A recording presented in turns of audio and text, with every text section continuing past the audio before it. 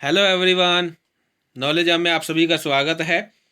आज की जो वीडियो है इसके अंदर हम आपका जो कॉमर्शियल बैंक है उसका एक प्राइमरी फंक्शन है उसके बारे में हम आज डिस्कशन करेंगे। इस वीडियो के अंदर आपको प्रॉपर नोट्स के जरिए हम प्राइमरी फंक्शंस के बारे में डिटेल में बताएंगे।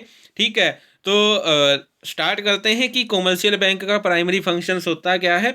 लास्ट जो वीडियो थी वो अब आपकी जो कॉमर्शियल बैंक है उसके मीनिंग और डेफिनेशन के ऊपर मैंने बनाई थी।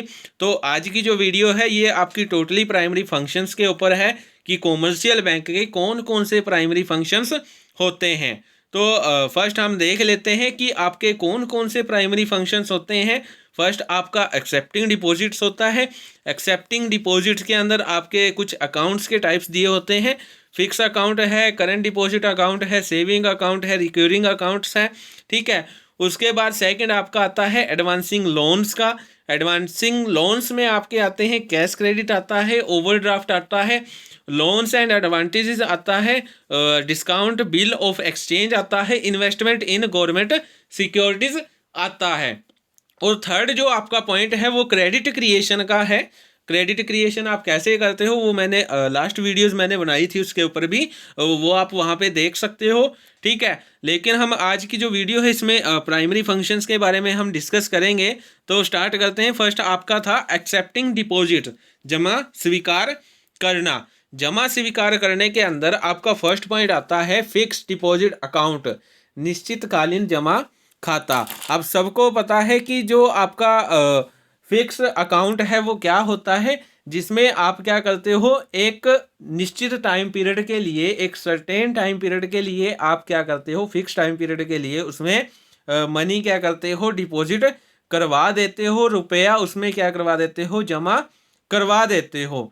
ठीक है, और इस पर जो आपकी इंटरेस्ट की जो रेट होती है वो ज़्यादा होती है। मीन्स जितने आपके डिपॉजिट्स ज़्यादा होंगे उतनी ही आपको जो रेट ऑफ इंटरेस्ट है वो ज़्यादा मिलेगी।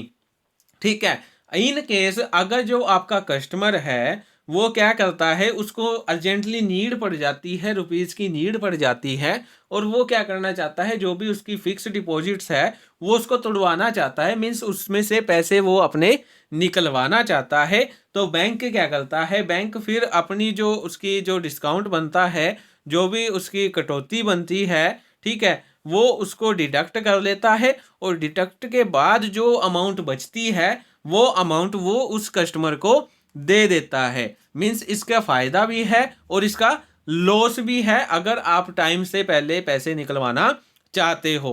तो ये आपका फिक्स डिपॉजिट अकाउंट था। उसके बाद सेकंड आपका आता है current deposit account. Current deposit account में क्या कहता है कि आपका जो कस्टमर होता है वो इस अकाउंट के अंदर जब चाहे क्या कर सकता है, पैसे को जमा करवा सकता है, रुपीज़ को डिपॉजिट करवा सकता है, और जब चाहे जो उसका पैसा है, जो रुपीज़ है, वो उसको विड्रॉ करवा सकता है, निकलवा सकता है। ठीक है, वो उसके ऊपर डिपेंड करता है वो कितनी बार निकलवाता है, कितनी बार वो उसमें पैसे को जमा करता है। ठीक है, लेकिन ये जो अकाउंट होता है इसके अंदर जो आपका बैंक होता है वो किसी भी प्रकार का रेट ऑफ इंटरेस्ट नहीं देता है, क्योंकि वो कैसे देगा। ठीक है, आपका क्या है, अकाउंट है, उसमें से पैसे आ रहे हैं जा रहे हैं, आ रहे हैं जा रहे हैं, तो वो किस किस बेस के ऊपर उसके रेट ऑफ इंटरेस्ट देगा आपको। ठीक है, मतलब अगर आपके पास फिक्स अमाउंट है कि आपने इतने पैसे उसके अंदर रखे हैं, ठीक है, तो वो उसके ऊपर तो रेट दे भी दे। अगर आप मतलब कॉन्टिन्यूटी में आप क्या कर रहे हो, पैसे जमा करवा रहे हो, निकलवा रहे हो, ठीक है, तो उस केस में जो बैंक है वो किसी बेस पे आपको रेट इंटरेस्ट की नहीं दे सकता।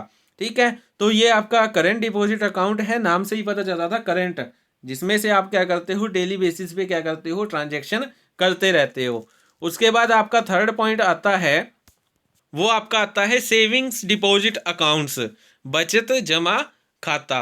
अब ये जो आपका अकाउंट होता है ये आपका जो आपकी छोटी छोटी जो बचत होती है उनको प्रोत्साहित करता है। ठीक है, तो ये जो आपका अकाउंट होता है ये आपका जो स्मॉल सेविंग्स होता है उनको क्या करता है, एनकरेज करता है। और ये जो आपका अकाउंट होता है इसके अंदर आपका एक नंबर सेट कर दिया जाता है, मीन्स एक अमाउंट सेट कर दी जाती है कि आप उस अमाउंट से ज़्यादा जो पैसा है वो इसमें से विड्रॉ नहीं कर सकते।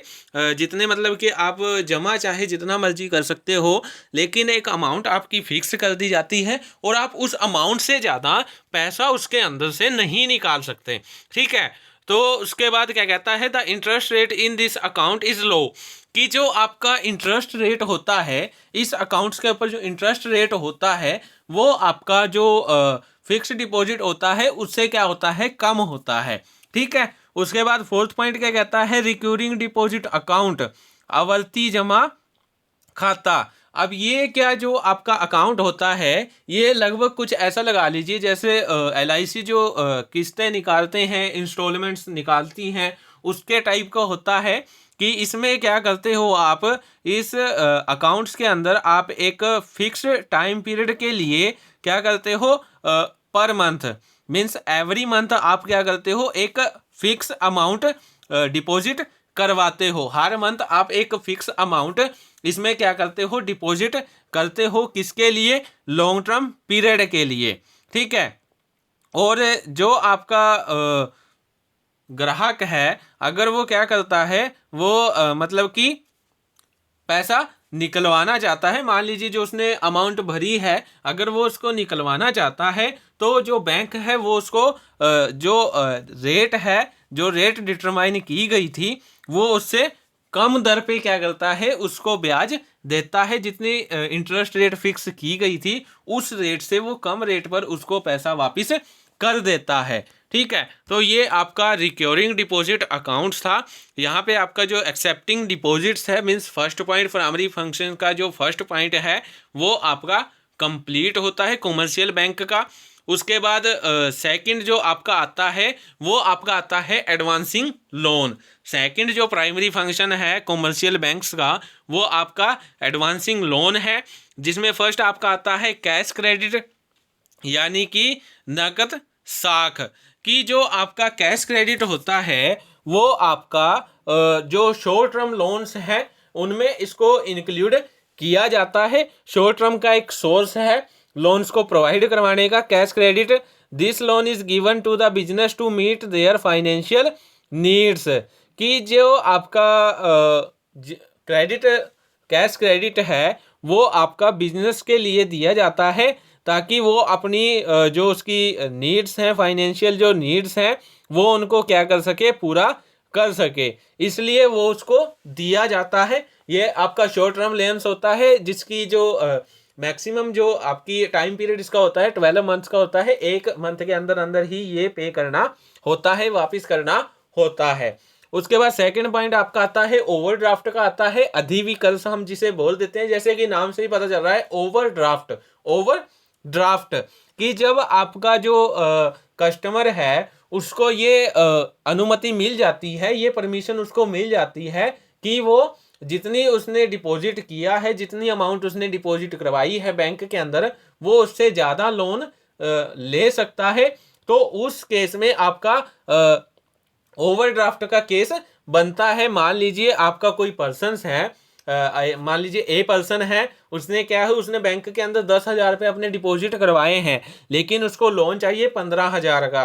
ठीक है, तो 10,000 से ऊपर जितनी भी आपकी मतलब कि 5,000 जो आपकी अमाउंट बनती है, जिस जौन सा उसने लोन लिया है 5,000 का, वो क्या बनता है, वो आपका बैंक ओवरड्राफ्ट बनता है। वो आपका ओवरड्राफ्ट बनता है जितनी आपकी एक्सेस मनी है, डिपॉजिट मनी से ऊपर जितना भी आपका एक्सेस मनी है वो सारा मनी आपका ओवरड्राफ्ट के अंदर आता है।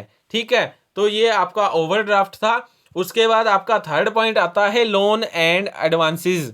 लोन एंड एडवांसेस में क्या कहता है कि इसके अंदर जो आपका बैंक है वो क्या करता है, जिसको लोन लेना है, मीन्स जो लेंडर्स होता है, लेंडर के अकाउंट में पहले से ही वो एक फिक्स अमाउंट पे क्या कर देता है, जो अमाउंट है वो डिपॉजिट करवा देता है। फिक्स अमाउंट पर मनी क्या करता है, जमा करवा देता है। ठीक है, जिससे कि जो आपका लेंडर है वो कभी भी क्या कर सकता है, उस पैसे को निकलवा सकता है, उस ऋण को अपने लेंडर्स अकाउंट्स में से क्या कर सकता है, निकलवा सकता है। ठीक है। और ये जो आपका लोन होता है, इसके ऊपर इंटरेस्ट की जो रेट होती है वो तभी से शुरू हो जाती है जब जो लेंडर है वो अकाउंट में पैसे डिपॉजिट करने की एक्सेप्टेंस दे देता है, तभी से उसके ऊपर क्या करता है, इंटरेस्ट ऑफ रेट शुरू हो जाती है लोन की। ठीक है। उसके बाद फोर्थ पॉइंट क्या कहता है, डिस्काउंटिंग बिल ऑफ एक्सचेंज। अब ये क्या कहता है कि when seller sales the good on credit, जब आपका सेलर जो है, विक्रेता जो है, वो क्या करता है, गुड्स को उधार में क्या कर देता है, सेल कर देता है, तो उस टाइम वो एक जो बिल है वो क्रेता से क्या करता है, रिसीव करता है, प्राप्त करता है, जिसे आप क्या कहते हो, बिल ऑफ एक्सचेंज कहते हो। और उस बिल के ऊपर क्या करता है, बायर अपनी कंसेंट देता है कि वो एक fix amount, fix time period के बाद उसकी अमाउंट को क्या कर देगा, पे कर देगा। ठीक है। तो ये जो आपका पत्र होता है, ये जो आपका बिल होता है, अगर इसके जो अमाउंट जो इसके ऊपर लिखी हुई है, अगर उस अमाउंट की नीड सेलर को टाइम से पहले ही पड़ जाती है, मतलब जितना time period bill of exchange के ऊपर लिखा था उससे पहले ही अगर जो आपका विक्रेता है, जो आपका सेलर है, उसको नीड पड़ जाती है, ठीक है, तो वो क्या करता है, वो उस नीड के अकॉर्डिंग ही क्या कर सकता है, एक निश्चित अवधि पर, यानी कि जो उसका स्पेसिफिक पीरियड है उससे पहले ही वो उसको क्या करवा सकता है, डिस्काउंट करवा सकता है, अगर उसको पैसे की ज़रूरत है तो। ठीक है। तो ये आपका डिस्काउंटिंग बिल ऑफ एक्सचेंज था कि डिस्काउंट कब करवाते हैं बिल ऑफ एक्सचेंज को, जब जो आपका सेलर है उसको स्पेसिफिक टाइम पीरियड से पहले क्या पड़ जाती है, पैसों की नीड पड़ जाती है, मनी की नीड उसको पड़ जाती है, तो उस टाइम वो बैंक से जाकर अपने जो जो उसका बिल है वो उसको क्या करवा लेता है, डिस्काउंट करवा लेता है। ठीक है। तो ये आपका एडवांसेस लोन का फोर्थ पॉइंट था। उसके बाद इसका एक पॉइंट और बचता है, इन्वेस्टमेंट इन गवर्नमेंट सिक्योरिटीज, कि ये जो आपका लोन है, ये आपका लोन कब दिया जाता है, जब जो आपका गवर्नमेंट है उसको लोन की जब जरूरत पड़ती है, तो जो आपके बैंक्स हैं, जो कॉमर्शियल बैंक्स हैं, वो क्या करते हैं, वो आपके जो गवर्नमेंट जो सिक्योरिटीज होते हैं उसके अंदर इन्वेस्टमेंट करते हैं और जो गवर्नमेंट है उसको लोन प्रोवाइड करवाते हैं। ठीक है। तो इसको प्राइमरी फंक्शन इसलिए कहा गया है क्योंकि इसके अंदर जो सिक्योरिटीज होती हैं, ठीक है, सिक्योरिटीज में जो इन्वेस्टमेंट की जाती है वो क्या होती है, सिक्योर होती है, इसलिए इसको प्राइमरी फंक्शन माना गया है। ठीक है। तो ये यहाँ पे आप क्या करते हो, यहाँ पे जो बैंक है वो क्या करता है, गवर्नमेंट को लोन प्रोवाइड करवाने का काम करता है। ठीक है। तो उसके बाद मैंने आपको थर्ड पॉइंट बताया था कि थर्ड पॉइंट आपका कौन सा है, वो आपका क्रेडिट क्रिएशन का है, जो कि हमने टॉपिक ऑलरेडी कंप्लीट कर लिया है। फिर भी मैं आपको बता देता हूं कि क्रेडिट क्रिएशन होता क्या है। क्रेडिट क्रिएशन मींस, आपको सिंपल सा बता देता हूं कि क्रेडिट क्रिएशन होता क्या है।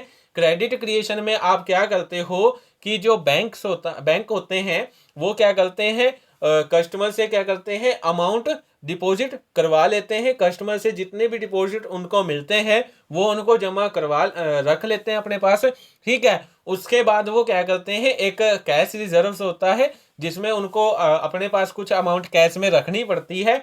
उस कैश रिजर्व को पूरा करने के बाद में से जितनी उसमें अमाउंट डिटरमाइन की गई है कि इतनी अमाउंट कैश डिपॉजिट में होनी चाहिए, उस कैश रिजर्व में रखने के बाद जितना आपके पास एक्सेस मनी बचता है, ठीक है, वो सारा का सारा वो बैंक्स क्या करते हैं, लोन के जरिए कस्टमर्स को दे देते हैं, मीन्स उनको लोन प्रोवाइड करवा देते हैं, जिसे आप क्या बोलते हो, क्रेडिट क्रिएशन बोलते हो।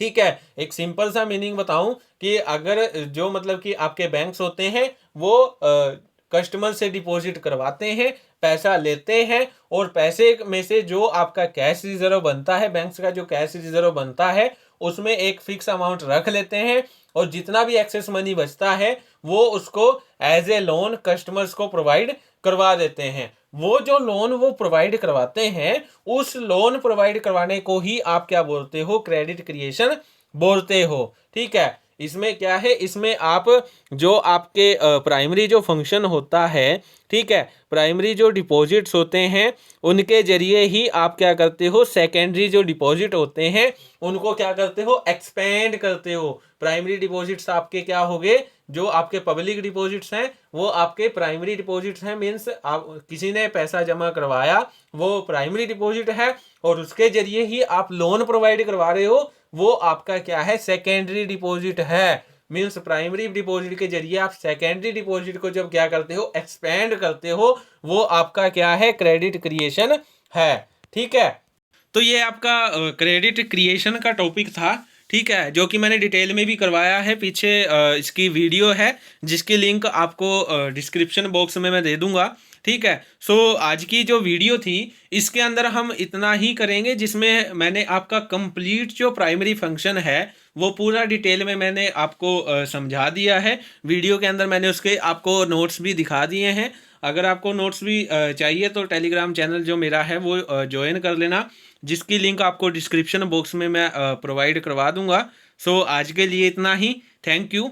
For more knowledge, for more videos, please like, share and subscribe my YouTube channel. Take care.